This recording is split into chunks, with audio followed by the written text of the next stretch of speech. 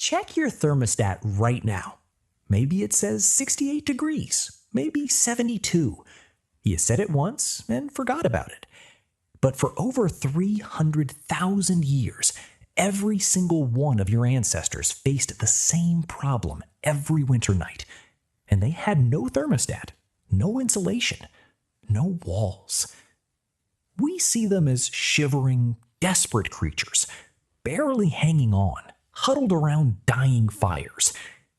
That image is a lie. The Ice Age didn't make them desperate. It made them geniuses. They weren't just surviving the cold. They were building an empire out of mammoth bones. Let's start with what the cold actually felt like. We're talking negative 40 degrees Fahrenheit on the Eurasian steppe. Not the cold you feel walking to your car. The kind of cold where exposed skin begins to die within minutes. Where breathing hurts. Where the wind doesn't just chill you, it hunts you. A modern human dropped into an Ice Age winter without preparation would likely be dead before sunrise. And yet, they didn't just survive. They thrived. How? They engineered. Here is the first thing archaeology got wrong about your ancestors. They mostly didn't live in caves. At Castro in Russia, dating back 800,000 years, researchers found circular depressions, up to 8 feet deep, 12 feet across. These weren't natural formations. Tool marks in the soil prove they were deliberately excavated to those exact depths. Why? Because at 6 to 8 feet below the surface, the ground temperature stays 20 to 30 degrees warmer than the air above. Your ancestors didn't fight the cold. They went below it. But the real sophistication came later. At Dolní Věstonice in the Czech Republic, 26,000 years ago, archaeologists uncovered winter shelters with walls built from multiple layers, each one serving a precise thermal function. Innermost, animal hide, fur facing inward, trapping warm air against bodies. Outside that, dried grass and moss, wicking moisture away. Outermost, woven mats of reed and bark, wind-resistant, but breathable enough to let moisture escape before it could freeze and destroy the structure from within. This wasn't primitive guesswork. This was deliberate, layered thermal engineering. The exact same principle behind the insulation in your walls today. The materials were different. The physics were identical. Now here's where it gets unsettling. In Ukraine and Russia, at sites like Mazirich and Kostenki, researchers discovered something that stopped archaeologists cold the first time they saw it. Houses. Not caves, not windbreaks, actual engineered buildings built entirely from the bones of woolly mammoths. Picture this. Mammoth skulls, each weighing over 200 pounds, used as foundation blocks. Curved tusks arranged into dome-shaped frameworks. Hundreds of smaller bones filling the gaps, providing structural support. The whole structure covered in layers of stitched mammoth hide, thick enough to block wind, shaped precisely enough to shed snow. At one site, 51 lower jaws and 64 individual mammoth skulls were used to construct the walls of a single 30-foot wide structure. Think about that. They built their homes from the dead. Every skull, every jawbone, every tusk was once a living thing that had to be hunted, killed, and processed to keep the thermal budget in the black. This wasn't a spiritual practice. This was cold, anatomical architecture. A deliberate, functional, haunting use of what the landscape provided. Experimental reconstructions have confirmed what the archaeology suggested. A properly built mammoth bone house could maintain interior temperatures 40 to 50 degrees warmer than the outside air, using only modest fires. Modern Arctic shelters with industrial insulation often perform no better. Stone Age builders using only bones, hide, and stone tools matched the thermal performance of modern Arctic engineering. That is not survival instinct. That is a civilization. But none of this worked without fire. And fire wasn't just warmth, it was the entire operating system of Ice Age winter life. The heating systems inside mammoth bone houses were sophisticated by any standard. A central hearth provided primary heat. Smaller secondary hearths were positioned around the perimeter, creating warm zones for specific tasks. The layout was planned. In the treeless steppe, wood was not always available, so your ancestors developed an alternative fuel system. Mammoth dung, dried and prepared. Bone, processed to maximize burn efficiency. They were not burning whatever they could find. They were managing fuel like a resource. And then there was ventilation. This is where modern Arctic engineers are genuinely impressed. Without proper airflow, moisture from breathing and cooking builds up. In sub-zero temperatures, that moisture freezes. The structure fails from the inside. Archaeological evidence at Kostenki shows carefully designed airflow systems. Small openings near ground level pulled in fresh air. Larger openings near the apex allowed warm, moisture-laden air to escape. Fire also gave them something they'd never had before: extra hours. Before fire, the useful day ended at sunset. Fire suddenly added 2 to 4 usable hours to every single day.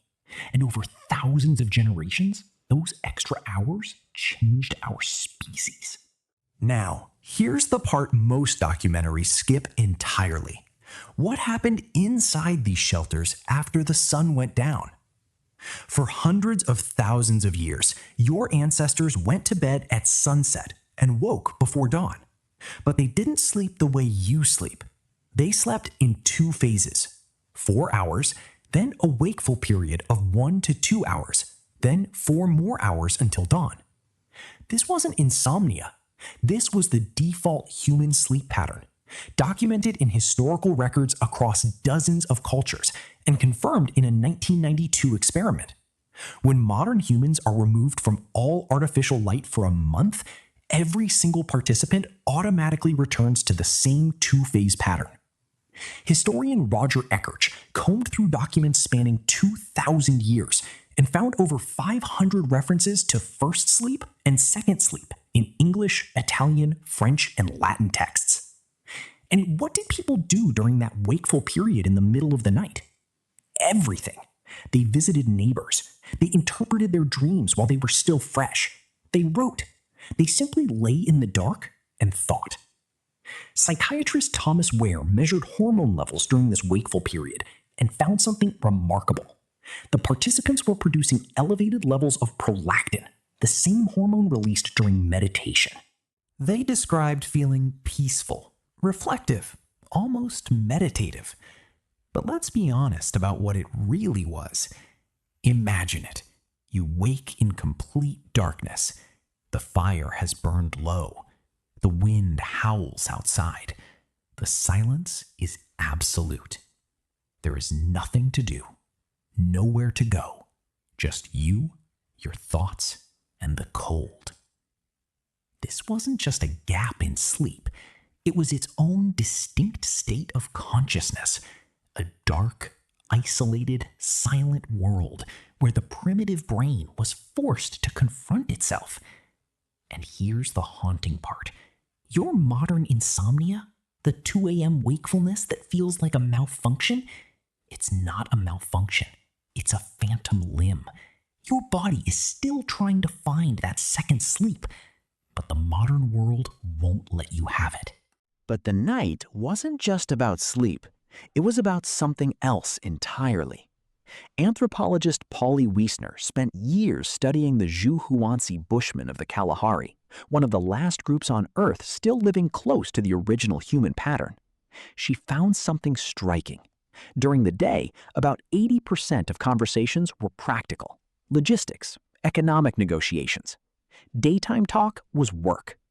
But at night, around the fire, the entire character of conversation changed. At night, 81% of conversations were stories.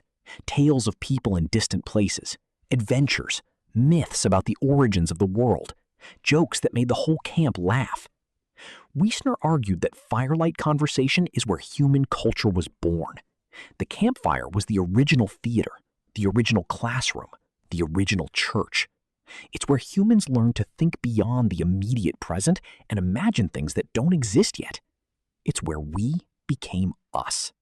At the end of the Ice Age, as climates warmed, this entire knowledge system was gradually abandoned.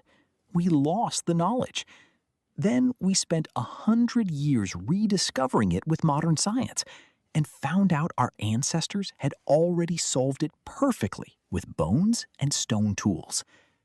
But here's what we lost that we haven't rediscovered: the night, the darkness, the quiet hour between first and second sleep, the stories told by firelight that built civilizations, the state of consciousness that modern science is only beginning to understand. In the 1600s, cities began installing street lamps. Then came cheaper candles, then gas lamps. Then, in 1879, Thomas Edison commercialized the electric light bulb, and within a generation, the night as humans had known it for 300,000 years was gone. We flooded it with light, and we thought that was progress. Modern humans are exposed to artificial light an average of 7 to 8 hours after sunset. This light suppresses your body's production of melatonin. Your body doesn't know the difference between a light bulb and the sun. Researchers have found that people who go camping for just 1 week with no artificial light have their melatonin cycles reset by nearly 2 hours. We didn't just change when we sleep. We eliminated an entire phase of human consciousness. That quiet, reflective state between first and second sleep doesn't exist anymore for most people. Instead, we have insomnia, and we treat it like a disorder. But what if it's not a disorder at all? What if waking up at 2 a.m. and lying there in the dark isn't your body malfunctioning? What if it's your body remembering what it was built to do? Go back to your thermostat. The number on it represents a temperature your ancestors would have considered miraculous. Not because they couldn't achieve warmth. They could, and did, in conditions far more extreme than anything you'll ever face. But because achieving it cost them everything.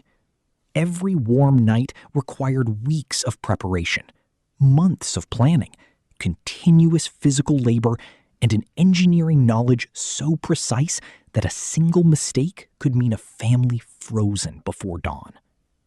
The stories you tell your children at night are the direct descendants of the myths told by firelight in bone houses on a frozen steppe. The quiet hour you sometimes experience in the middle of the night, that peaceful, reflective state, is a ghost of something your ancestors experienced every single night. You inherited it. Then you filled it with light and forgot what you lost. So tonight, when you reach for that switch, pause. When you wake at 2 a.m., don't reach for your phone.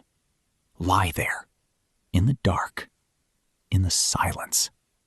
For 300,000 years, this was your birthright. I'm Primal Schema. This is where we peel back the skin of history to understand what remains underneath. See you next time.